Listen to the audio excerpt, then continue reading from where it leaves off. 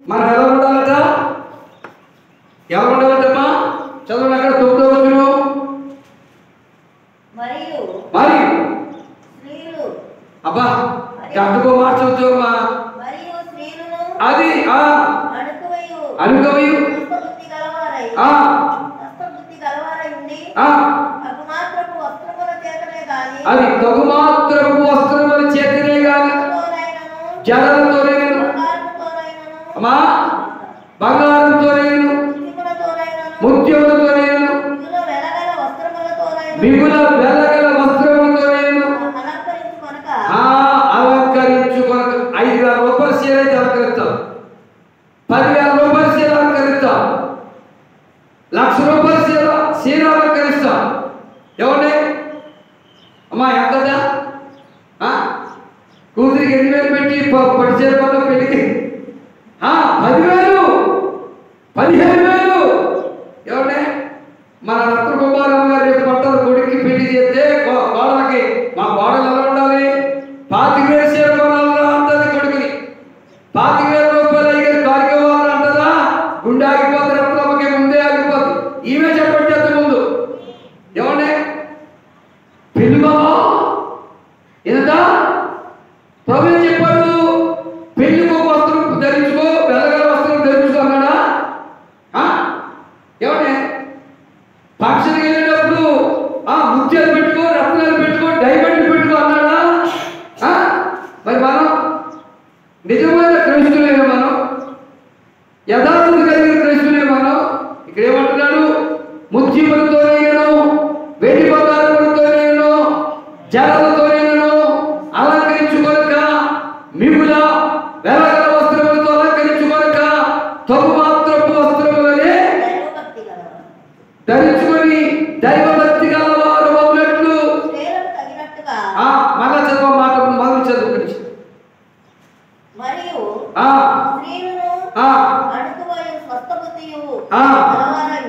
నేను చెబుతా వినమ్మా.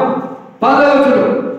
దైవభక్తి గలవారు అని చెప్పుకొని స్త్రీలకు తగినట్టుగా, అది ఎగట దైవభక్తి గలవారు అని చెప్పుకొని స్త్రీలకు తగినట్టుగా ఎలాగా? సత్క్రియల చేత తోమును తాము అలంకరించు. ఇక్కడ అర్థం మా ఆడవాళ్ళు మీరే వెండితో అలంకరించుకోమన్నాడా? బంగారుతో అలంకరించుకోమన్నాడా? ముత్యాలతో అలంకరించుకోమన్నాడా? గాజులతో అలంకరించుకోమన్నాడా? ఎవరిని? సత్క్రియల చేత తమ్మును తాము అలంకరించుకో అన్నాడు. అది ఎప్పుడు అర్థమవుతుందా? దేనితో అలంకరించుకోవాలి? సత్క్రియలు, సత్క్రియల చేత తమ్మును తాము అలంకరించుకోమన్నాడు. మరి ఉన్నాయి మనకి? సత్క్రియ చేస్తున్నామా? సత్క్రియ అంటే మంచి పనులు. ఈ మంచి పనులు చేస్తేనే ఆ మంచి పనులకి అలంకారం. ముక్కు వ్యాసం పెట్టుకోకర్లేదు అందం రావాలంటే, చెవులకు నిద్రలు పెట్టుకోకర్లేదు అందం రావాలంటే, మెడలో కొలుసు చేసుకోకర్లేదు అందం రావాలంటే, డైమండ్ అగ్ని చేసుకోకర్లేదు అందం రావాలంటే, బ్యూటీ పార్లర్కి వెళ్ళకర్లేదు అందం రావాలంటే, సక్రియ చేత మంచి పనులు చేత స్త్రీలు తమ్మును తాము అలంకరించుకోవాలి. స్త్రీలకు అలంకారం ఎక్కువ, స్త్రీలకు అలంకారం అంటే ఎక్కువ. ఇక్కడ ఆగుదాం, ఇక్కడ ఆగుదామా? స్త్రీలకి అలంకారాలు ఎక్కువ. ఒక ఆమె శివు కావించి ముక్కుకు పెట్టింది. శివు కావించి ముక్కుకు వచ్చింది. అక్కడి నుంచి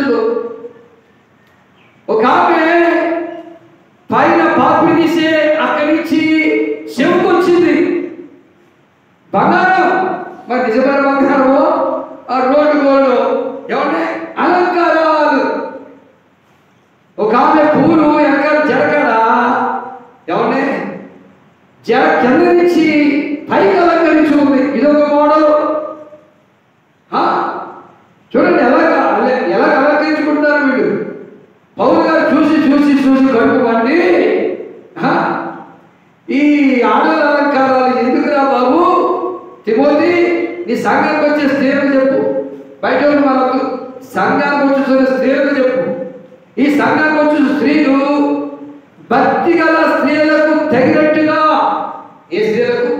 పరిశుద్ధ గ్రంథంలో భక్తి కలిగిన స్త్రీలు ఉన్నారు, పరిశుద్ధ గ్రంథంలో నిష్ఠ కలిగిన స్త్రీలు ఉన్నారు, పరిశుద్ధ గ్రంథంలో యథార్థత కలిగిన స్త్రీలు ఉన్నారు, పరిశుద్ధ గ్రంథంలో ప్రార్థన జీవితం కలిగిన స్త్రీలు ఉన్నారు. ఆ స్త్రీలకు తగినట్టుగా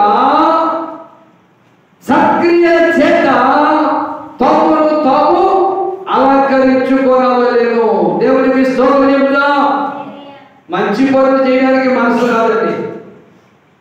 ₹1,00,000 పెట్టి పొడుచుకొని మెల్ల చేసుకోవడానికి ఇష్టపడతారు, కానీ ఒక ₹1,00,000 పెట్టి సువార్త సభ జరిగిద్దా మనసు వస్తుంది ఎవరికైనా?